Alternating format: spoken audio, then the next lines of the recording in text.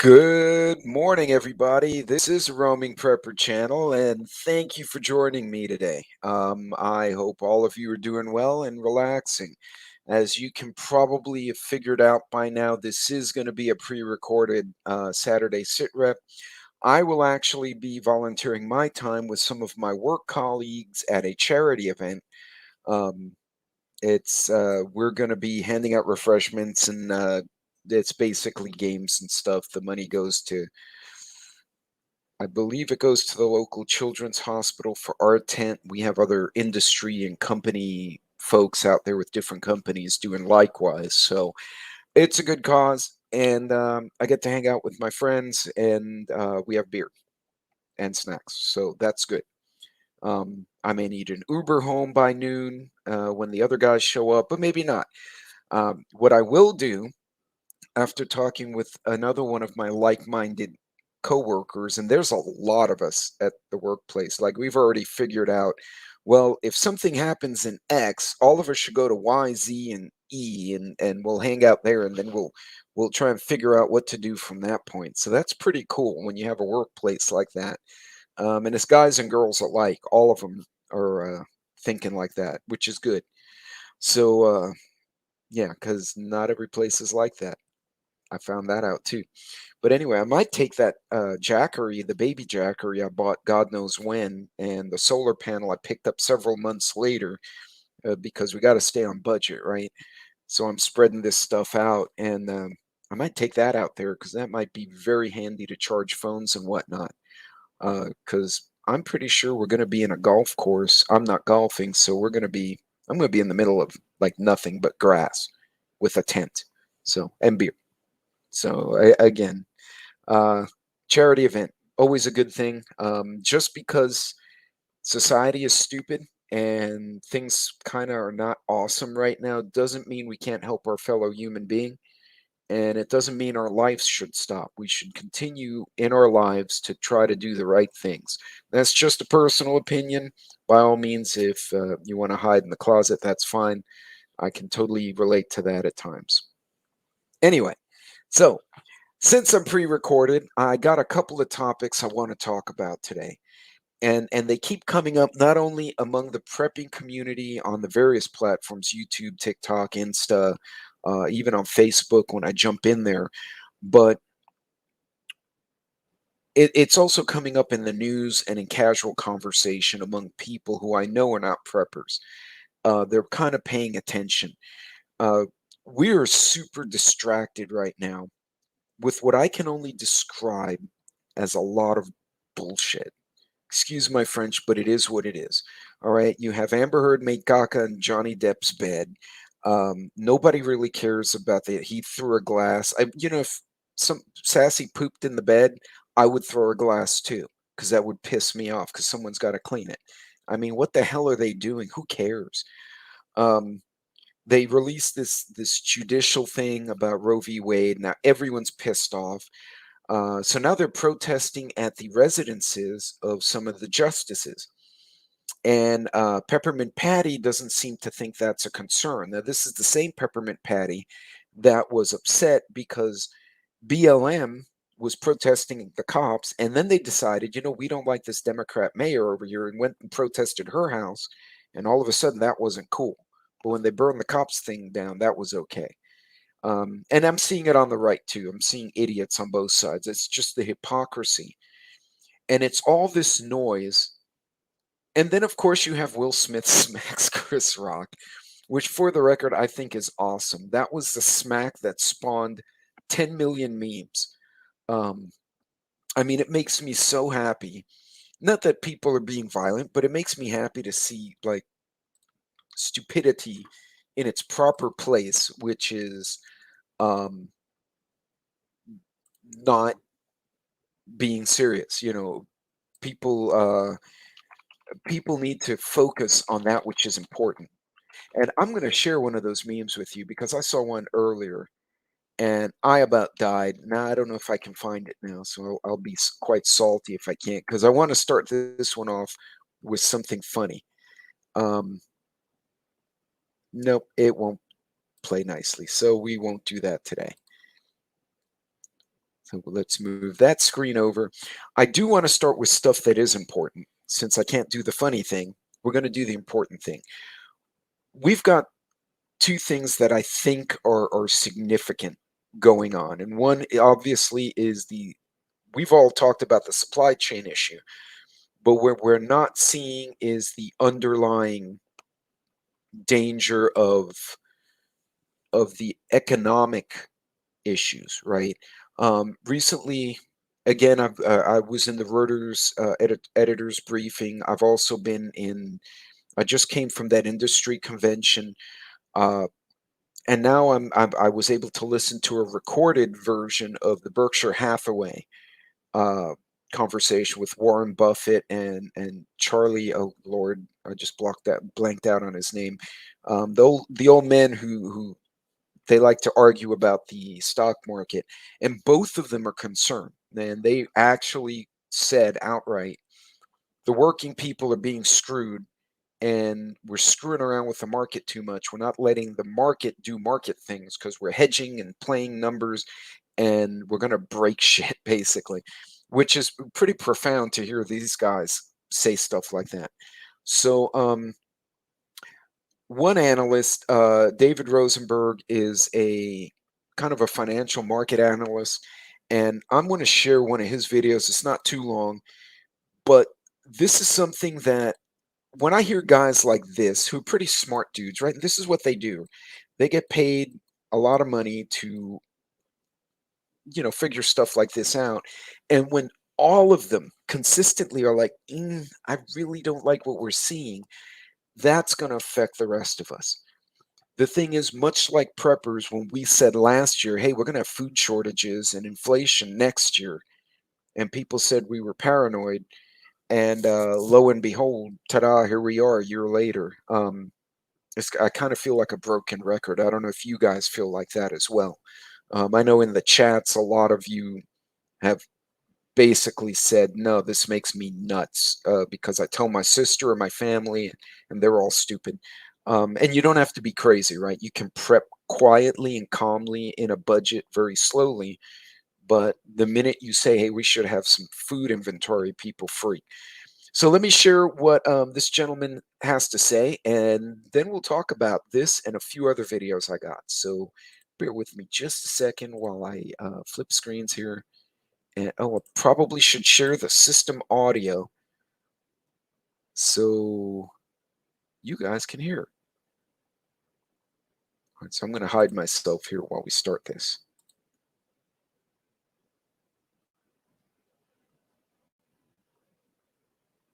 You, Dave, give us the bear case here that I don't know if the bear case would actually be bullish for the markets at this point or and vice versa, but tell us what you think is going on.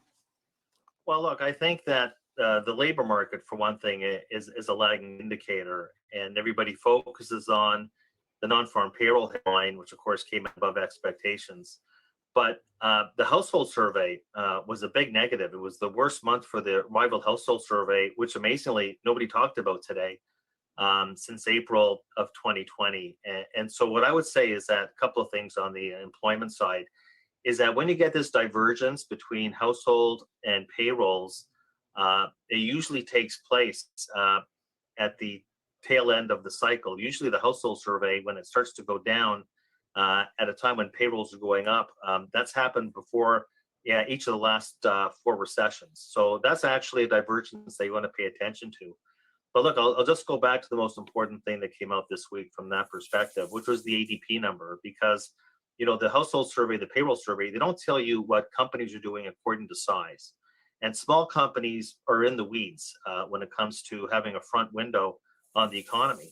And in the past 3 months, the small business sector has actually, on net, let go 105,000 people, Kelly. And that always happens at the peak of the economic expansion. The large companies, and there's a large company bias in the non-farm payroll survey. Yeah. The small companies are actually starting to let people go.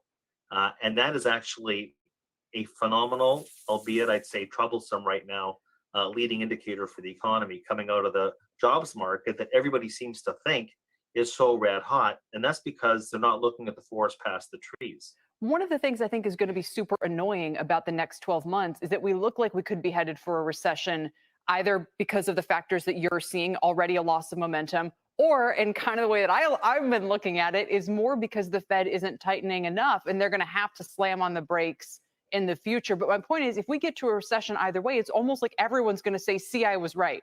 See, we were slowing. They shouldn't have tightened. See, they should have tightened more and then we wouldn't have to slow this much. You know what I'm saying? I mean, this is going to be, it's going to be, I think the markets are trying to even figure out what's up and what's down.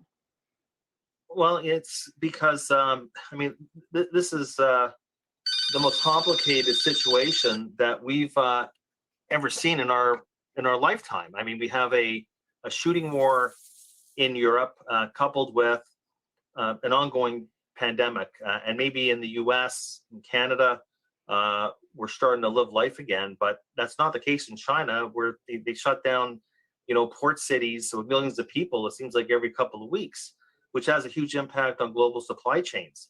So it's a very complicated situation right now. And so I'd say that, we got these exogenous price shocks. We can go back and talk about how strong demand is.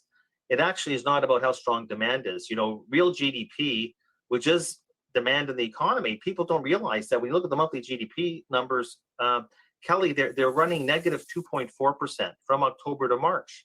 Like, the recession is probably already starting. Now, I know that you show the chart of the 3-month. Did you guys catch that? The question is, the 3-month at some point will catch up to the Fed funds rate. I don't think that's a meaningful indicator. The meaningful indicators, if you're taking a look at what the cyclicals, the relative strength of the cyclical stocks in the S&P 500, I mean, they're telling you a very significant story that is not consistent with a bullish theme from a steep yield curve benchmark from the 3-month Treasury bill. But the bottom line here is that we have this massive exogenous price shock. It is no longer a demand story. That was the inflation last year. That was the demand story and the supply story. It's just that the supply curve globally continues to shift to the left. And now you've got central banks saying, enough is enough. We are now going to start to have to offset that by shifting the demand curve to the left. And that's how you get the recession. And actually, I would say that most people calling for recession, well, they'll tell you, Kelly, it's a 35% chance. So that way, if we get it, well, I did say 35%, or they're saying it's next year's story. No. It's actually already in the data, especially if you look at real incomes that ultimately drive real spending. Real incomes in the United States, -7 of the past 8 months. I'm just saying, if they tighten sooner, then real incomes wouldn't be as bad. Well, that's what I mean. Well, no, I agree with that, Kelly. Look, you're caught between a rock and a hard place. If this was inflation, we gotta go. Yeah. Okay, it was inflation caused by demand. That'd be one thing. So you get the inflation shock, and now we're going to get the interest rate shock. Either way, we get a recession out of it.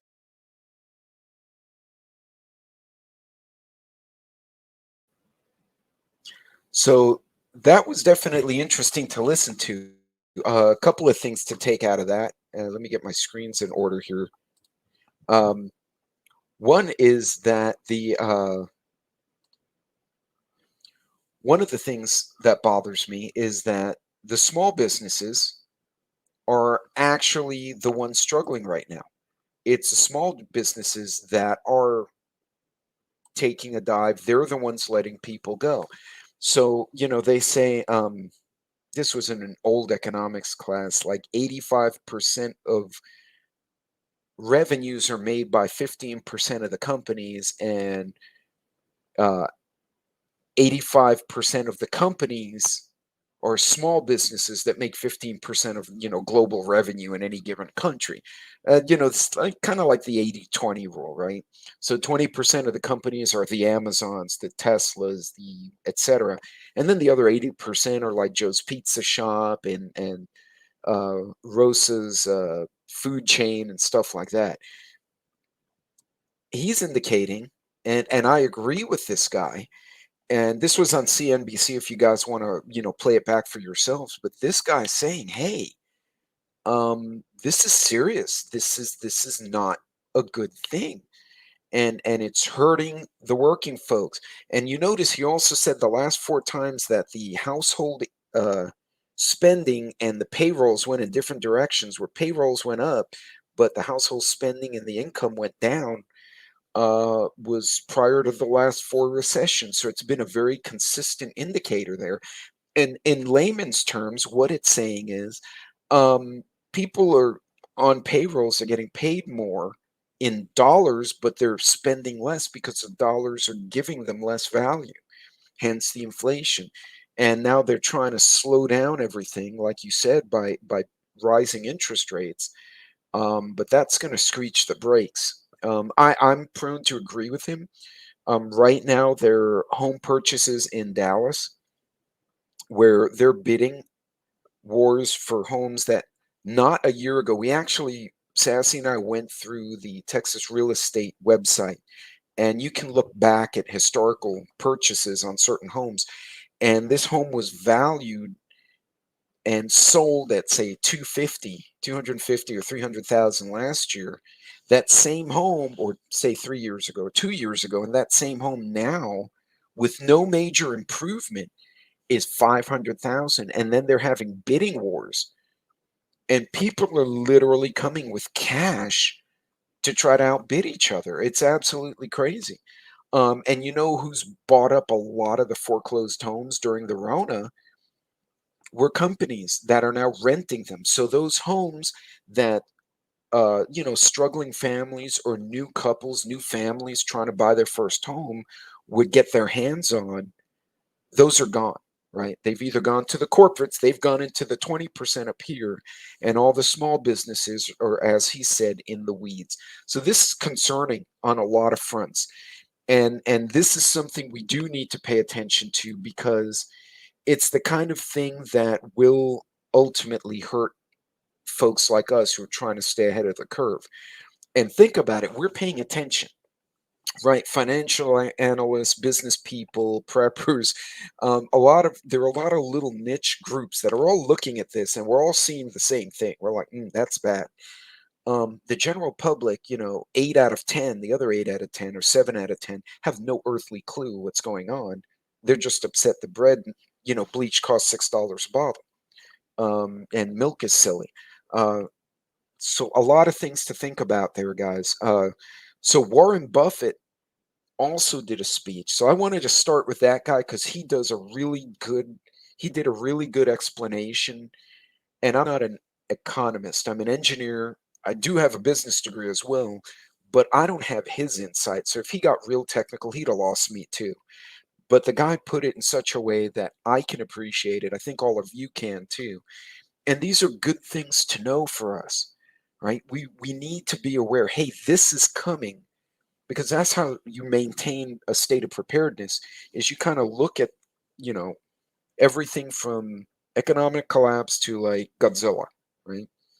Like that. And you're like, well, Godzilla is not very likely, and zombies, maybe not, alien invasion, but you have your percentages in your head. Oh, well, economic collapse and major inflationary effect, that's real right now. Go to the store, go fill up your tank. You guys know what I'm saying. So anyway, I thought that was good. Go check it out yourself. I'd encourage you to play it back, maybe read the attached article on CNBC. And again, I take my sources, a lot of different sources. I try to keep an open mind.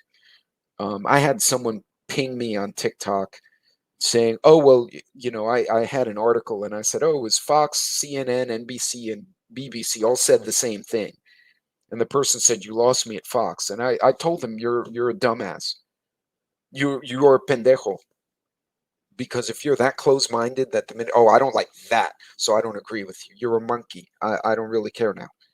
Everything you have to say after you said that is garbage, because the person is stupid. And I know that's a harsh way to look at it, but I'll be honest, guys, I'm frustrated.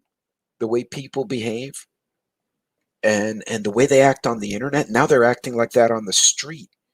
It's like we have a mass psychosis out there. This is not going to make it better, guys.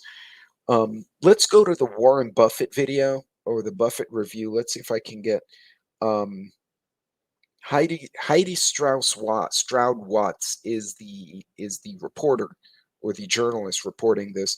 I'm going to see. I'm having a little trouble, so hopefully it'll play for me here. And let's share this one as well, because I think you guys need to see this as well. And let's share the audio, because that's a good thing. Hold on a second. I'm running a lot of screens at once, guys. I have 3 screens and I got windows and also I have a whole control panel in front of me. So there we go. All right, let's let that play. In-person meeting that we've had in quite some time. What did we hear?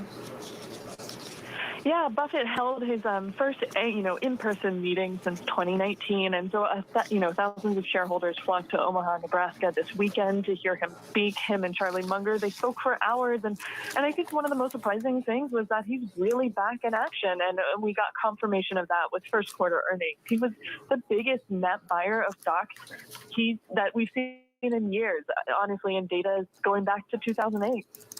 Catherine, he bought really loaded up on Chevron, which he already held, Activision, with the Microsoft acquisition hanging over there. What's the message here?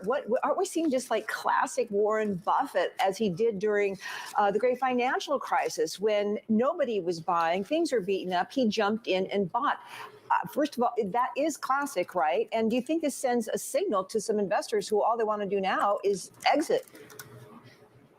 It's definitely classic Buffett, and I think he really needed it, honestly. I mean, stock valuations are really high, and he's looking for mispriced opportunities, so he kind of needs that volatility to actually shake some things out in the market, and he got that this past quarter, and yes, he loaded up on Chevron. That's now $25.9 billion, and the Activision bet, which is now 9.5% of the company, is a merger kind of arbitrage play that he outlined on Saturday.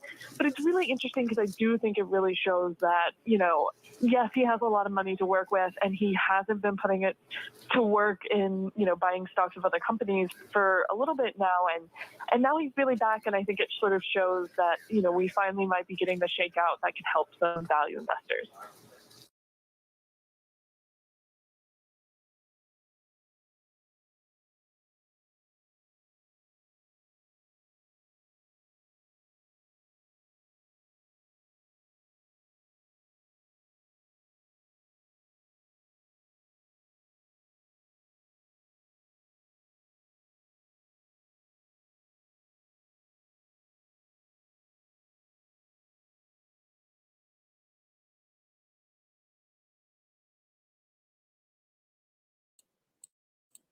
Hey, I was muted and I just caught myself. Okay, you get to watch that on the premiere tomorrow. So anyway, as I was saying, watch what Warren Buffett does. Because think about what he's buying, right? They're like, oh, he's back, and they're all excited because he's back. But think about it. He stopped. He just stopped buying stuff really actively. Like he managed it and he was quiet. Now he's back. Now he's talking about, he's bought shares. But look what he's buying. Microsoft, the devil company, acquiring Activision. Okay, that's interesting. That's an IT purchase. But his other big ones, energy, solar, Chevron, all this stuff.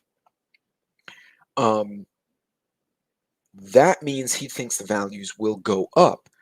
So if the values are going up on the oil and the electronics and stuff like that, if he thinks the stocks are going to go up and create profit, which is what he's doing, right? He's an investor.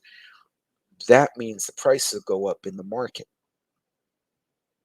So I'm betting that video was only from a few days ago. I'm betting we're going to see Warren Buffett's analysts are saying the same thing Reuters said and the same things I heard at the energy sector conventions and stuff I've been to.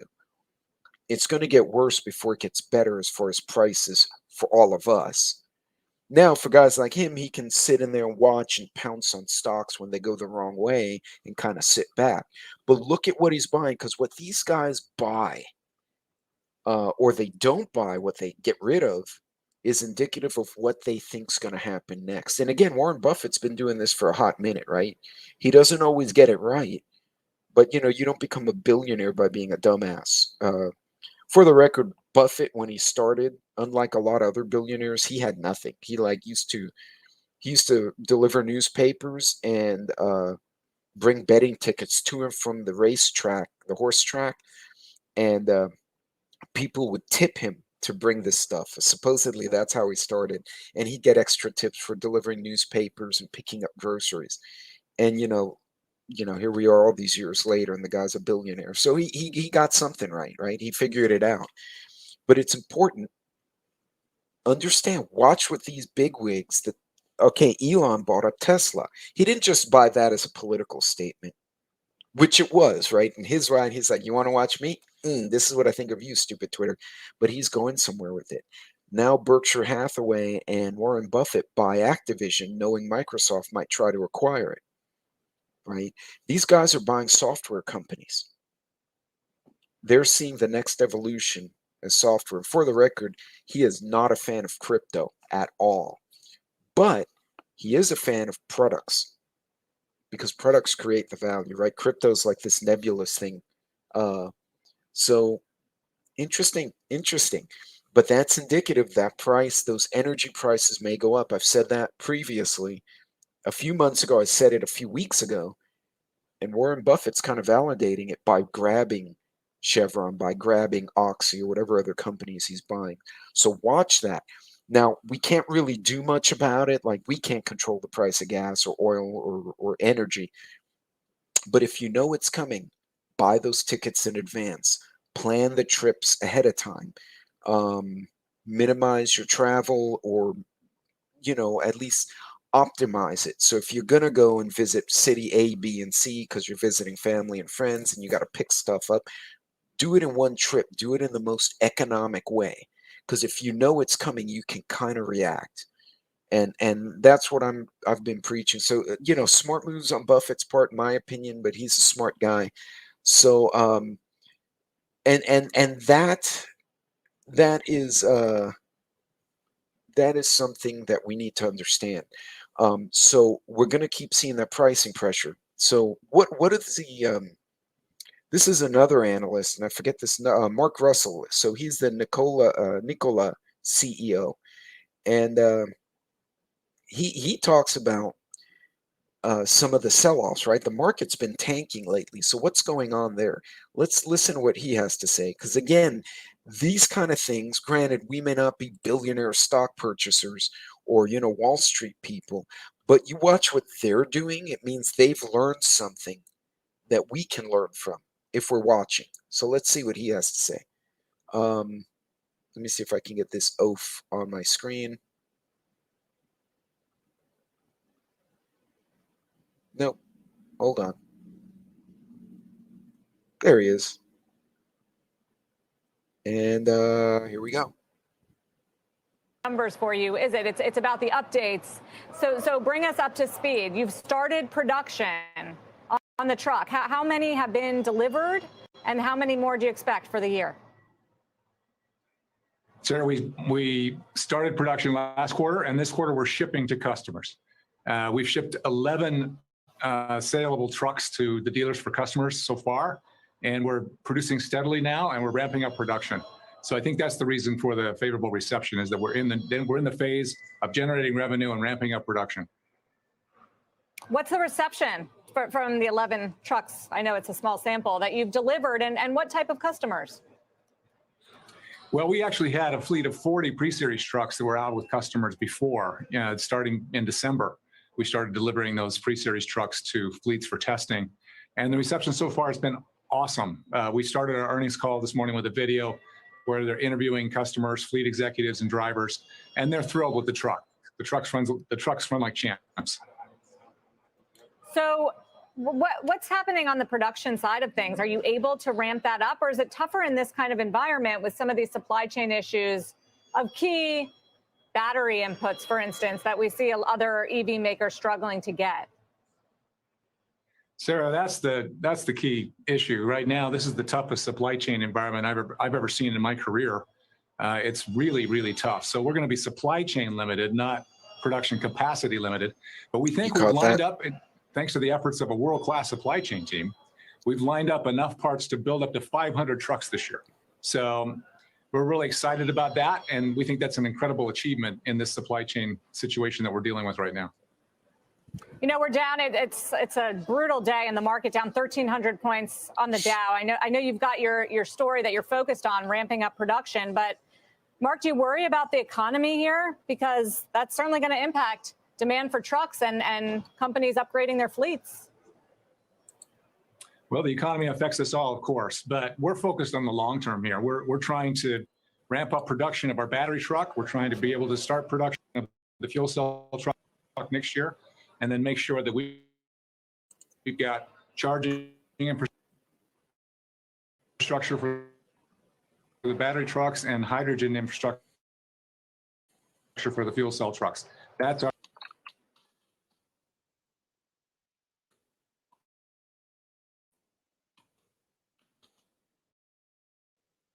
our singular focus going forward.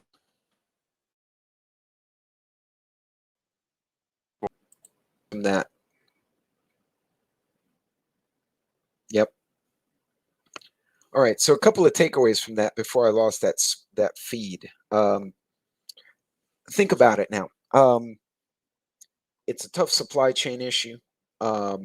He's trying to get his parts now so he can continue production, right? The bigger companies can leverage that kind of stuff. Smaller companies and mom and pops can't.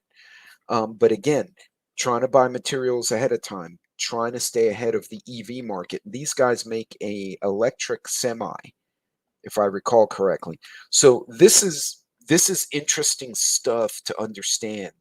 We're going to see that transition to more electric vehicles. I don't know where the cost point's going to be. And again, electric vehicles, as cool as they are, do require a lot of mining. They require a lot of materials, which are sourced overseas. We don't have all those materials here. Like lithium, I think, is in like Africa and Russia. You know, in Russia right now, not the most stable plate with the Ukraine situation. So again, we're going to start seeing those struggles going forward. They want to push us out of oil and gas for the environment, which is all fine and dandy, but is this the best market to do it in? So you're going to start seeing those vehicle changes. You're going to start seeing that push to electric vehicles, and in the next however many years, unless there's a major administration change, which is always possible. But again, guys, look at this. Look at the way this is panning out. They're talking energy. They're talking supply chain. Not for now. They're talking about having enough parts now to produce for next year, which means they're thinking this problem is going to go into next year. So again, this is the kind of stuff we need to know now so we can take steps now systemically and hopefully within budget to be ready for whatever comes next year. A lot of this preparedness thing is going to be kind of reading the tea leaves and understanding what people like this are thinking about.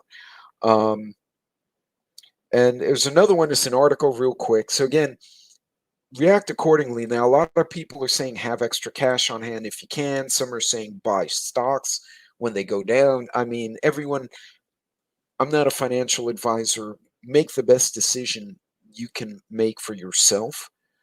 But understand that things are going to be squirrely going forward. It's not going to be super fun.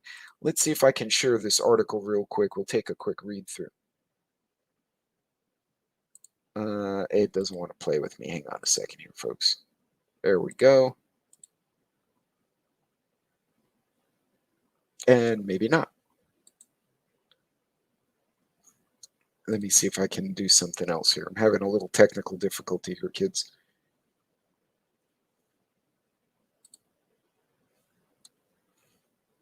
Let's see if we can back out of that. So anyway, the article's from MSN Money, and oh,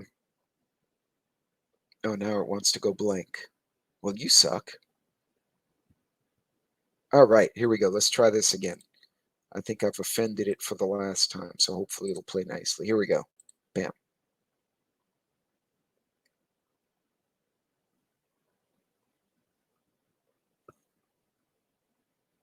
And maybe not. Okay, so apparently it doesn't want to play. So long story, it's an article from MSN. Their money is saying legendary investor Jeremy Grantham says we're in the fifth great bubble of the modern era and warns the economy won't skate through another housing crisis. Read the quick summary and then I'll move on to the next one. Wall Street and Titan Jeremy Grantham has been warning of a super bubble in the U.S. since last year, arguing the S&P 500 will be cut in half as an era marked by exceedingly risky investor behavior begins to fade. Now the co-founder and chief investment strategist of the Boston-based asset management firm is warning the U.S. may be headed toward a housing crisis as mortgage rates soar and the effects on the economy could be devastating. So far, his prediction about the S&P 500 has proven prescient, if a little dramatic, as the index is now down roughly 15% year to date so far.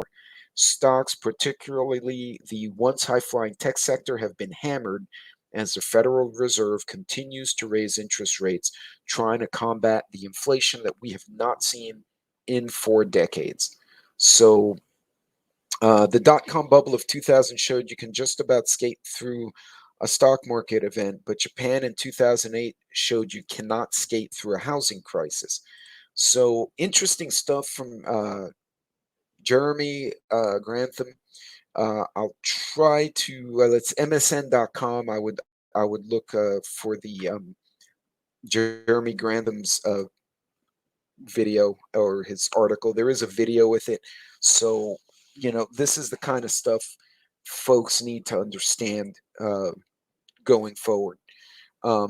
They're looking at the housing prices are getting out of hand, the food prices, supply chain. So all these things, all of them are buying the stocks now, these billionaire guys. Others are trying to buy parts now and saying, hey, I'm going to buy enough parts now, even though there's inflation in these parts, because I want to be able to produce through next year, which means they expect this to be crappy through next year. So keep paying attention to stuff like this, guys. These guys, this is what they do. They get paid buku bucks to understand what the market may do 6 months from now. They don't always get it right, but when you have so many, you have Grantham, you have Warren Buffett, you have David, what's his name? I just blanked, Greenthorn or whatever his name was, Greenberg. You have 4 or 5 of these people all saying the same thing. And they're very consistent, and they're kind of pointing out the way the dominoes are lined up. That's how we can react. So this is not meant to freak people out. This is meant to inform you so you know, hey, you know what? If I am going to make a purchase, I may want to start putting a little money aside now, maybe start cutting out things I don't need now so that I'll have that wiggle room, so that I'll have what I need for next year. So, guys, pay attention to this kind of stuff. It's important to understand where things could go. Do I expect, alien invasion from space? No. Hypothetically, it's possible. As an engineer, I'm like, well, yeah, sure, there could be another race that comes down and zaps us. But right now, my big concern is stock market stupidity. Now, keep in mind, whenever there's a bad recession, pandemic, stuff like that, there's a lot of stress on society, is when you start seeing violence. That's when you start seeing wars break out. And that's when you start seeing things like what we now have going on in the Ukraine. I'm going to share this. Let's see if we can get this screen going, and I'll share this with you guys. Otherwise, I may be having technical difficulty. Oh, hey, this one works. Okay, great. And let me make sure the audio is on. And let's,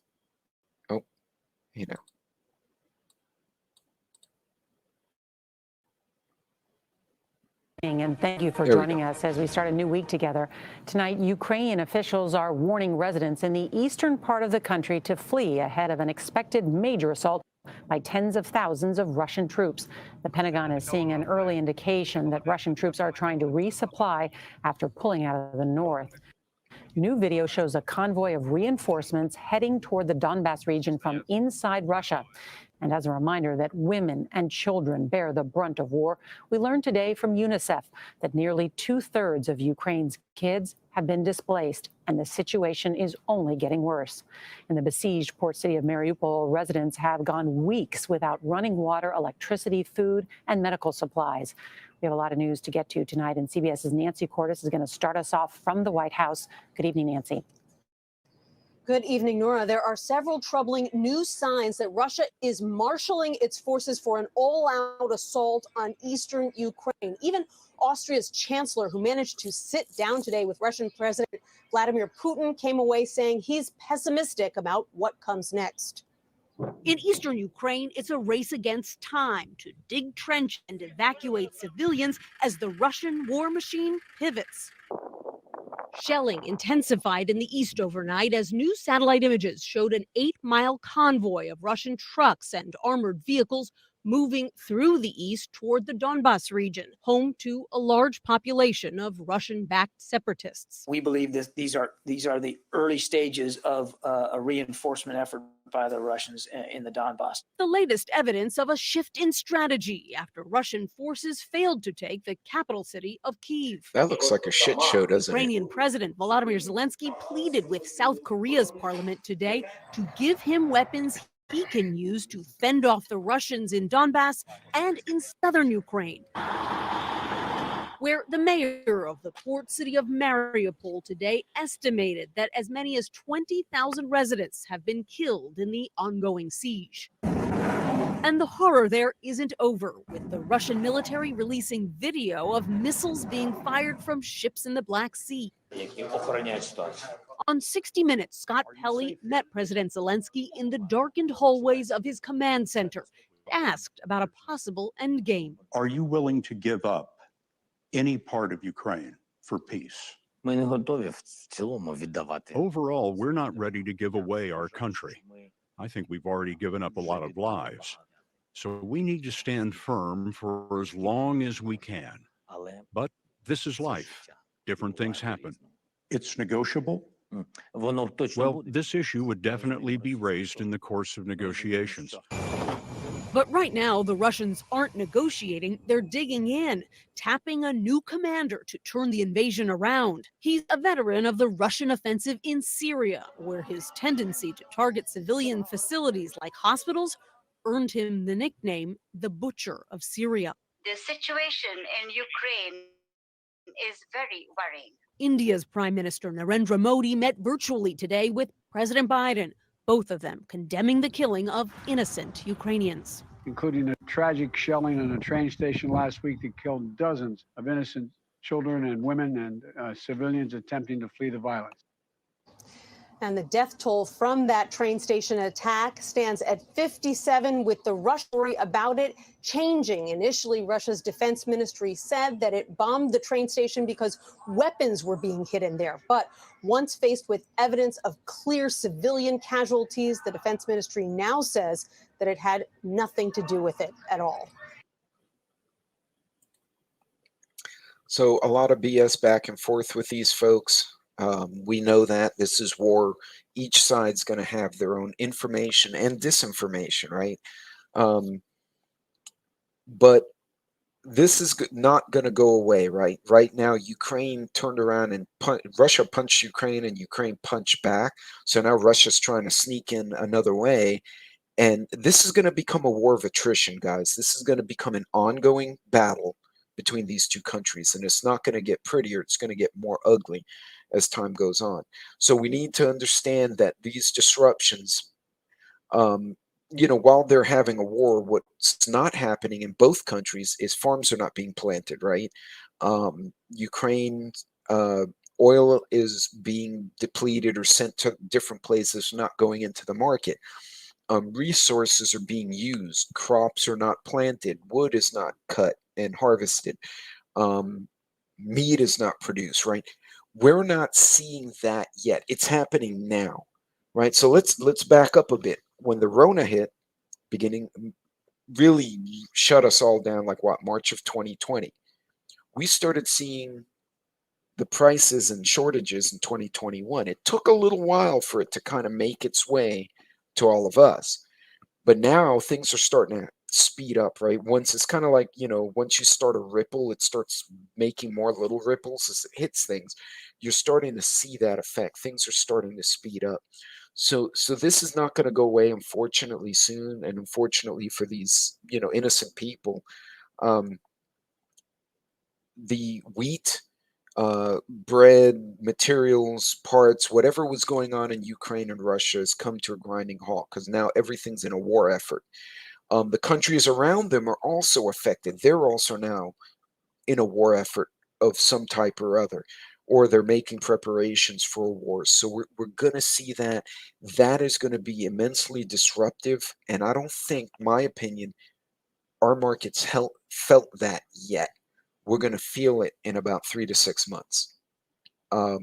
And again, it's a window, and I could be wrong. They could come up tomorrow and say, hey, we've negotiated a peace treaty, and it can all come screeching to a halt.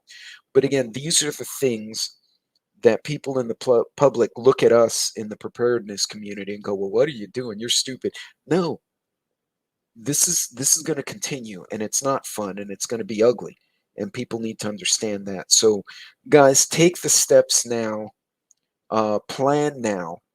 Right? If you see this is a potential with a high probability, right?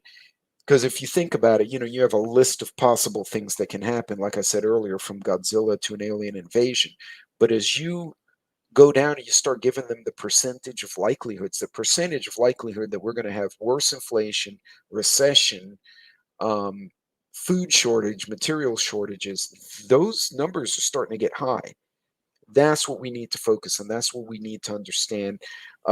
Ukraine is not going to go away anytime soon. Not the country, obviously, but the situation.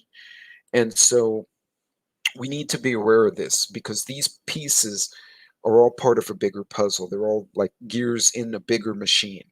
So, guys, take the time now, if you can. And I've said before, if you're a bit overwhelmed, stop for a minute and pick an aspect of preparedness, right? I will buy canned goods, do the canned good things. 2 weeks from now, next paycheck, whenever you can, you say, okay, I'm going to stock up on batteries.